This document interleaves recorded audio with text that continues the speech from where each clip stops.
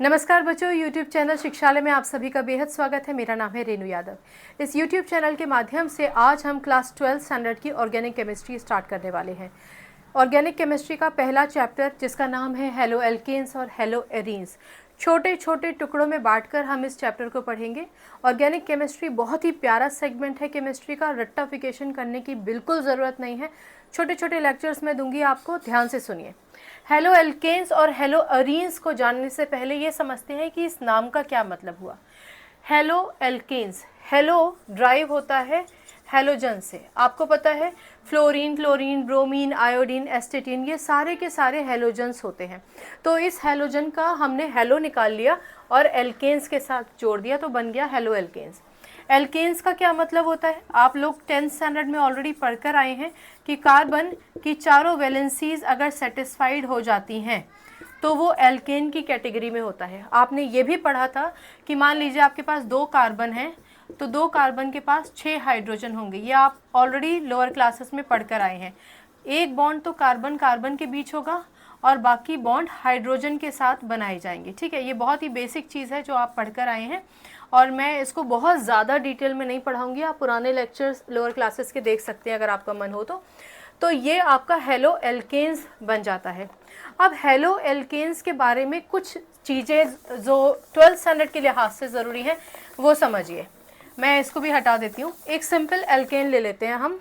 मान लीजिए हमने लिया C2H6, ठीक है। C2H6 में आपके पास हर एक कार्बन की वैलेंसी सेटिस्फाइड है, यानी इसका ऑक्टेट कंप्लीट है। अब आप देखो कि कुछ बच्चों को ना ये प्रॉब्लम होता है कि ये sp3 हाइब्रिडाइज्ड है या sp2 हाइब्रिडाइज्ड है, वो कैसे याद रखें। बहुत सिंपल है, बहुत सिंपल है। मैं आपको हाइब्रिडाइजेशन नहीं समझा रही हूँ, यहाँ पे एक सिंपल सा ट्रिक दे रही हूँ। ये कार्बन देखो आप, 1 2 3 4, चारों तरफ से घिरा हुआ है ना, यानी ये हो गया sp3। 3 और 1 4, चारों तरफ से घिरा हुआ है sp3। इस कार्बन की बात करते हैं, 1 2 3 4, चारों तरफ से घिरा है, यानी कि ये कार्बन भी हो गया आपका sp3 हाइब्रिडाइज, यानी कि हेलो एल्केन्स होते हैं sp3 हाइब्रिडाइज। हेलो एल्केन्स की हम बात कर रहे हैं तो हेलो एल्केन कहाँ है इसमें। अब क्या होता है, मैं ये हटा देती हूँ, इसकी ज़रूरत अब नहीं है, ठीक है। अगर मानिए कि किसी भी स्थिति में एक हाइड्रोजन यहाँ पर, मानो कि मैं Cl2 लेकर आती हूँ, क्लोरीन। Cl2 का मतलब Cl और Cl, राइट। तो एक क्लोरीन अगर हाइड्रोजन के साथ रिएक्ट कर ले, यानी हाइड्रोजन अगर कार्बन से बॉन्डिंग तोड़ दे और इस वाले क्लोरीन के साथ बॉन्डिंग बना ले तो एक क्लोरीन फ्री रह जाएगा। ये क्लोरीन अगर आके इस कार्बन के साथ जुड़ जाता है, या फिर सिंपल वर्ड्स में सुनिए, आपके पास ये एक एल्केन था, इस एल्केन के इस हाइड्रोजन की जगह क्लोरीन ने ले ली या फिर किसी भी हैलोजन ने ले ली, पर्टिकुलरली हम क्लोरीन की बात करेंगे। तो क्लोरीन अगर इस कार्बन के साथ मिल जाता है तो ये बन जाता है आपका हेलो एल्केन। हेलो क्योंकि यहाँ पे हेलोजन का एक ग्रुप आ गया है, और एल्केन का मतलब होता है हर एक कार्बन sp3 हाइब्रिडाइज्ड है, हर एक कार्बन की वैलेंसी जो है वो सेटिस्फाइड हो गई है। So this is known as haloalkane. आप भले ही छोटा हेलो एल्केन लीजिए, यानी आपके पास था CH4, एक हाइड्रोजन यहाँ से हटा, उसकी जगह क्लोरीन आ गया, तो ये क्या हो जाएगा CH3Cl।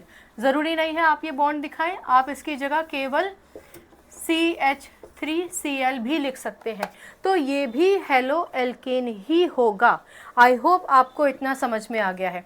ये ओपन स्ट्रक्चरल फॉर्मूला है, आप बचपन में पढ़ के आए हैं। चलो इसको एक कॉम्पैक्ट फॉर्मूला बना देते हैं।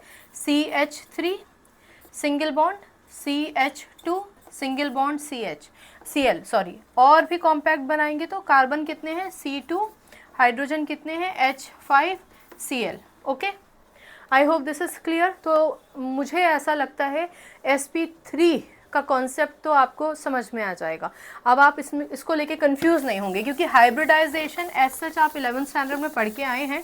फिर भी अगर आपको कन्फ्यूजन होता है तो बस आप इतना याद रखिए कि अगर कोई भी कार्बन चारों तरफ से सिंगल बॉन्ड से जुड़ा हुआ है, या कोई भी एलिमेंट कोई भी एलिमेंट चारों तरफ से सिंगल बॉन्ड से जुड़ा है तो यानी कि वो होगा आपका sp3 हाइब्रिडाइज्ड। डन, चलो बढ़िया। हेलो एल्केन्स की बात हम कर चुके हैं, हेलो एरीन्स की भी बात कर लेते हैं। बहुत छोटा सा टॉपिक है, बहुत ध्यान से सुनिए। हेलो तो अब आप समझ ही गए हैं, हेलो हेलोजन से बना है। अरीन्स क्या होता है? देखो, एक C6H12 आपने 10th स्टैंडर्ड में पढ़ा था, ये साइक्लिक होता है, एक रिंग के फॉर्म में होता है। अरेंज करते हैं उस रिंग को जो आपने 10th में पढ़ा था, 1 2 3 4 5 6। हर एक कार्बन के पास, मैं बहुत इनिशियल लेवल पे समझा रही हूँ आपको, हर एक कार्बन के पास 4 इलेक्ट्रॉन्स होते हैं, 1 2 3 4, 1 2 3 4, 1 2 3 4। बहुत ध्यान से सुनने का है, आप जितना सब्र से सुनेंगे ना आपको कॉन्सेप्ट उतना ही क्लियर होगा। आप जल्दबाजी करेंगे तो मेरा कुछ नहीं बिगड़ेगा पर आपका क्लास डिस्टर्ब हो जाएगा, राइट। आपको बहुत सिंपल सा ये कॉन्सेप्ट पता है। आपको ये भी पता है कि हर एक कार्बन को अपनी वैलेंसी सेटिस्फाइड करनी होती है, किसी न किसी से इलेक्ट्रॉन शेयर करने होते हैं, बॉन्ड बनाना होता है।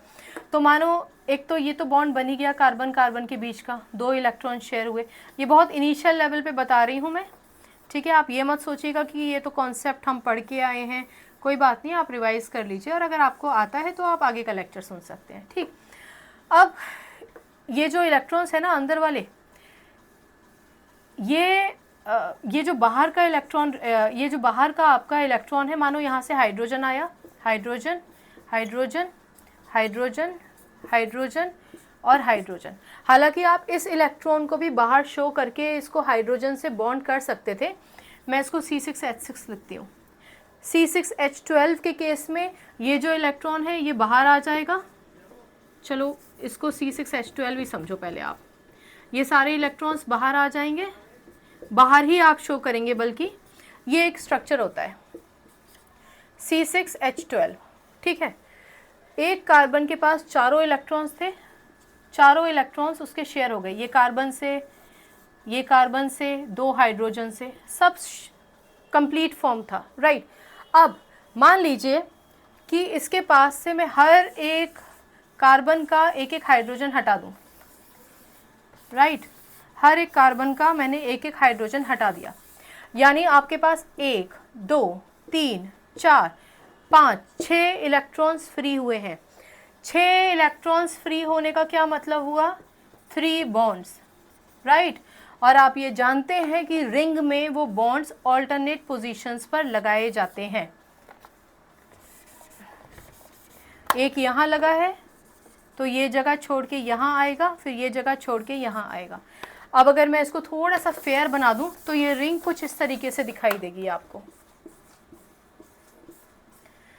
अगर मैं यहाँ कुछ ना लिखूं तब भी आप ये मान के चलिए कि कार्बन ही है। फिलहाल मैं लिख देती हूँ कार्बन कार्बन, ठीक, और ये कार्बन, राइट। एक एक तरफ से हाइड्रोजन से जुड़े हैं क्योंकि हर एक कार्बन 3 तरफ से जुड़ा है, 1 2 3। हर एक का एक एक कार्बन अंदर रह गया है, राइट, क्योंकि हाइड्रोजन की कमी है। C6H12 में से हमने 6 हाइड्रोजन हटा दिए थे, अब बचा C6H6। तो ऐसी स्थिति में ऑल्टरनेट पोजीशंस पर आप बॉन्ड लगाते हैं। आप पिछले क्लास में पढ़कर भी आए हैं ऑल्टरनेट पोजीशंस पे बॉन्ड क्यों लगाते हैं, राइट। तो ये हमारी रिंग हो जाएगी कुछ इस तरीके की। आप बॉन्ड को चेंज भी कर सकते हैं, ज़रूरी नहीं है ये लोग आपके पास यही है तो आप ऐसे शो कर रहे हैं, आप ऐसे भी शो कर सकते हैं, इसमें कोई हर्ज नहीं है। कई बार हम रिंग दिखा देते हैं, ये रिंग रिप्रेजेंट करती है 3 बॉन्ड्स को, कोई फ़र्क नहीं पड़ता, उससे कोई फ़र्क नहीं पड़ता, राइट। तो वो बेंजीन, हमारा तो बेंजीन ही था, नॉर्मली बेंजीन ही था। C6H12 में से हमने 6 कार्बन जब हटा दिए तो C6H6 हो गया। ये हमारे पास एक ऐसा रिंग है जो अनसैचुरेटेड है क्योंकि इसमें डबल बॉन्ड है और ये कहलाया जाता है बेंजीन। तो वो अनसैचुरेटेड साइक्लिक बेंजीन को हम एरीन बोलते हैं। यूजली एरोमेटिक भी बोल देते हैं, ठीक है। तो अनसैचुरेटेड क्यों है? क्योंकि भाई सबके पास एक एक इलेक्ट्रॉन था जो किसी से शेयर कर सकता था, लेकिन हाइड्रोजन या किसी और एलिमेंट की अवेलेबिलिटी ना होने की वजह से कार्बन ने अपने इलेक्ट्रॉन्स को रिंग के अंदर ही संरक्षित कर लिया है ऑल्टरनेट पोजीशन पे। तो ये जो बेंजीन की रिंग है इसमें 3 इलेक्ट्रॉन्स 3 बॉन्ड्स हैं 6 इलेक्ट्रॉन्स की वजह से। और क्योंकि अगर आपके पास कभी भी साइक्लिक फॉर्म में या लीनियर फॉर्म में डबल या ट्रिपल बॉन्ड होते हैं तो मतलब वो अनसैचुरेटेड है। और ऐसे अनसैचुरेटेड रिंग को आप एरोमेटिक या फिर अरीन्स के नाम से जानते हैं। अब देखो जादू, हम बात कर रहे थे हेलो अरीन्स की, ठीक। अब आपके सामने सारी स्थिति क्लियर है। आपके पास ये हाइड्रोजन है हर एक जगह पर जो मैंने आपको दिखा के रखा है, हर एक कार्बन के साथ एक हाइड्रोजन जुड़ा है। मान लो कि इनमें से किसी भी हाइड्रोजन को, एनी ऑफ द हाइड्रोजन को क्लोरीन फिर से वही हेलोजन रिप्लेस कर देता है, तो ये हो जाएगा आपका हेलो एरीन्स। ज़रूरी नहीं है कि सिर्फ एक ही क्लोरीन आएगा, मल्टीपल क्लोरीन्स आ सकते हैं, ठीक है। अगर आप ज़्यादा क्लोरीन अंडर सर्टेन सर्कमस्टांसेस देंगे तो ये इलेक्ट्रॉन्स भी फ्री हो सकते हैं, फिर एक पूरा साइक्लिक कंपाउंड बन सकता है, उसकी बात अभी हम नहीं करेंगे। अभी आप सिर्फ इतना सुनिए। तो ये जो स्थिति होती है जहाँ पर आपके पास एक रिंग थी और रिंग में से किसी एक हाइड्रोजन को डिस्प्लेस करके या और भी हाइड्रोजन को डिस्प्लेस करके कोई भी हेलोजन आ जाता है तो आप बोलते हैं कि वो हेलो एरीन है। एक और बात, अब आपको ये पता लगाना है कि ये जो कार्बन है ना, इसकी हाइब्रिडाइजेशन क्या है। बहुत सिंपल है, कितनी तरफ से जुड़ा हुआ है, 1 2 3, 3 तरफ से जुड़ा है ना, यानी sp2। सिंपल है। आप वैसे भी मान के चलो कि p ऑर्बिटल्स 2 हो गए, एक s हो गया, 3 हो गए, 3 तरफ से जुड़ा है। अगर आपके दिमाग में ये आता है कि ये भी तो बॉन्ड लगा हुआ है, तो भैया ये बॉन्ड नहीं है, ये इलेक्ट्रॉन्स जो खाली रह गए थे ना उनको संरक्षित करके हमने बचा के रखा है। दिस इज, आप इसको कोई शेयरिंग वाला बॉन्ड मत समझिए। ये तो अगर कोई एलिमेंट आता है अंडर सर्कमस्टांसेस, हम किसी एलिमेंट को इंट्रोड्यूस करते हैं तो ये तो बॉन्ड बाहर निकल जाएंगे, रिलीज हो जाएंगे इलेक्ट्रॉन्स के फॉर्म में और उस एलिमेंट से कंबाइन कर लेंगे, राइट। तो कार्बन कायदे में हर एक कार्बन, इसकी बात कर लो चलो, तो ये एक तरफ से इस कार्बन से जुड़ा है, दूसरी तरफ से इस कार्बन से जुड़ा है और तीसरी तरफ से अब इस केस में Cl से जुड़ा है।